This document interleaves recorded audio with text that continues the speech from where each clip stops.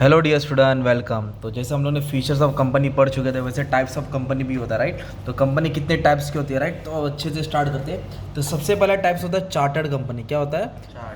Chartered company book में नहीं दिया है, मैं अपने से समझा देता हूँ। Chartered company, statutory company, register company, private company, public company, one person company, holding company, subsidiary. ये बाप होता है, ये बेटा होता है। गवर्नमेंट कंपनी, फिर इसके बाद ये फॉरेन, डोरमेंट, लिस्टेड, स्मॉल, सब एक्सप्लेनेशन दे देता हूँ। आ जाओ अच्छे से, ठीक है। चार्टेड कंपनी वो कंपनी होती है जो किंग या क्वीन, राजा या महाराज के अंदर, रानी के अंडर चलती है कंपनी। कौन चलाता है? राजा या रानी। एक कंपनी थी ईस्ट इंडिया कंपनी। कौन सी कंपनी थी? East India company. Pirates of the Caribbean picture देखा रहेगा, उसमें ब्रिटिश की जो कंपनी थी वो क्वीन विक्टोरिया चलाती थी, एलिजाबेथ चलाती थी ना। तो जो कंपनी रानी बोल रहा हूँ, राजा और रानी के अंडर चलती है, उसको बोलते हैं चार्टेड कंपनी। क्या बोलते हैं? अब ये कंपनी बंद हो गई है एक तरफ से। अब एक कंपनी स्टैट्यूटरी कंपनी। क्या बड़ा है?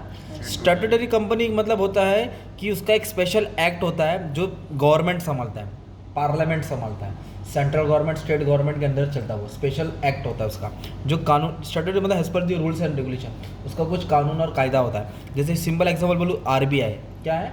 आरबीआई किसका रूल फॉलो करता है? गवर्नमेंट का रूल फॉलो करता है, जो भी गाइडलाइन है। एसबीआई, यूटीआई, तो जो कंपनी कुछ दायरे के अंदर चलता है, उसका कुछ स्पेशल रूल्स एंड रेगुलेशन होता है, उसको बोलते हैं स्टैट्यूटरी कंपनी। क्या बोलते हैं इसको? गवर्नमेंट कंपनी नहीं बोलते, इसका स्पेशल रूल्स एंड रेगुलेशन होता है जो गवर्नमेंट चलाता है। और रजिस्टर्ड कंपनी वो कंपनी है जो इनकॉर्पोरेटेड है, मतलब जो रजिस्टर्ड है। क्या है वो? इनकॉर्पोरेटेड मतलब रजिस्टर है। कौन से एक्ट में? Companies act. कौन से एक्ट में? 2013। 1956 पुराना था, 2013 के अंदर जो कंपनी रजिस्टर होती है उसको बोलते हैं रजिस्टर्ड कंपनी। क्या बोलते हैं इसको? एक कंपनी होती है मेंबरशिप के हिसाब से, private company, public company. Private company वो कंपनी है जिसमें मिनिमम कितना 1 लाख कैपिटल लगता है। मेन पॉइंट ये लिखने का, मिनिमम 2 मेंबर होता है और मैक्सिमम 200। मिनिमम 2 और मैक्सिमम 200। ये प्राइवेट कंपनी पब्लिक से पैसा नहीं ले सकता है, और इसका शेयर भी तुम लोग ट्रांसफर नहीं कर सकते।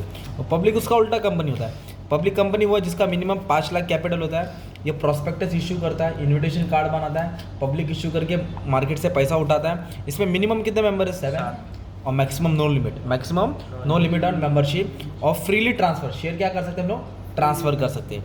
ये हो गया public company. One person company का मतलब होता है, वन पर्सन कंपनी, पूरी कंपनी का एक ही बंदा मालिक है।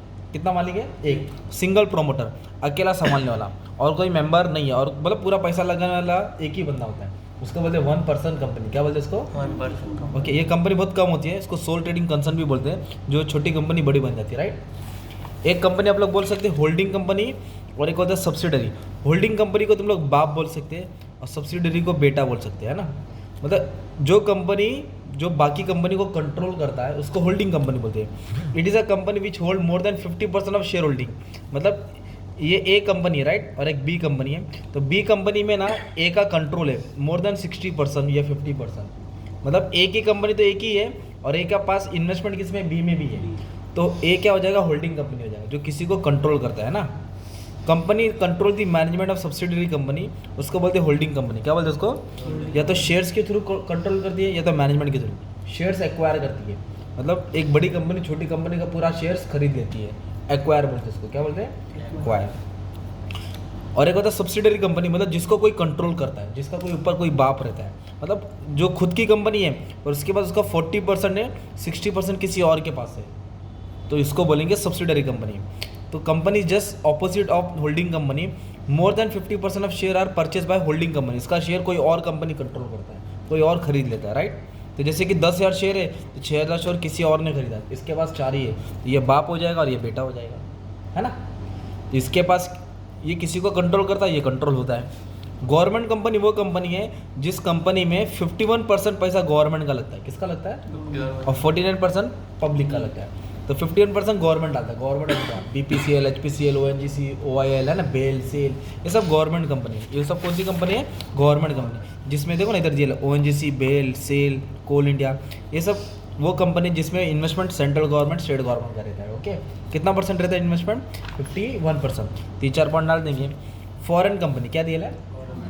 फॉरेन कंपनी वो है जिसका मतलब हेड ऑफिस बाहर है, उसका ब्रांच इंडिया में।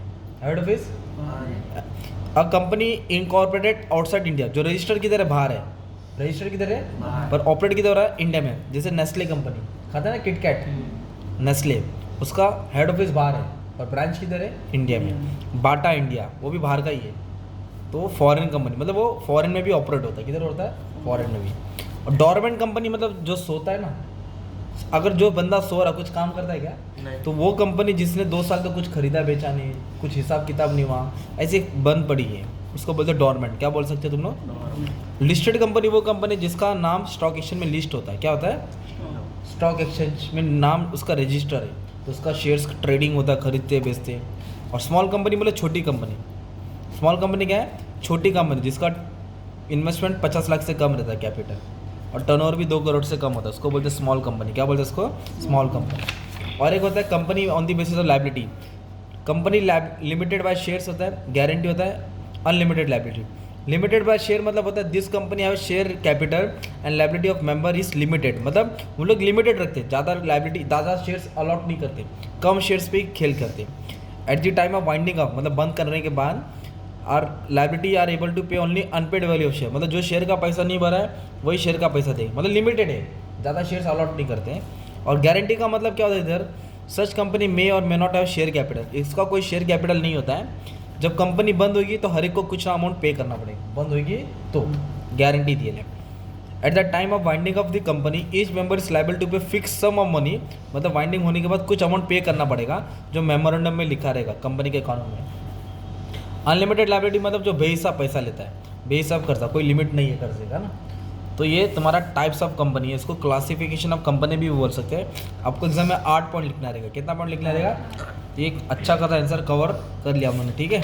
और भी कुछ कंपनी के फीचर्स भी ऑलरेडी हम लोगों ने स्टडी कर लिया, ठीक है। Thank you very much.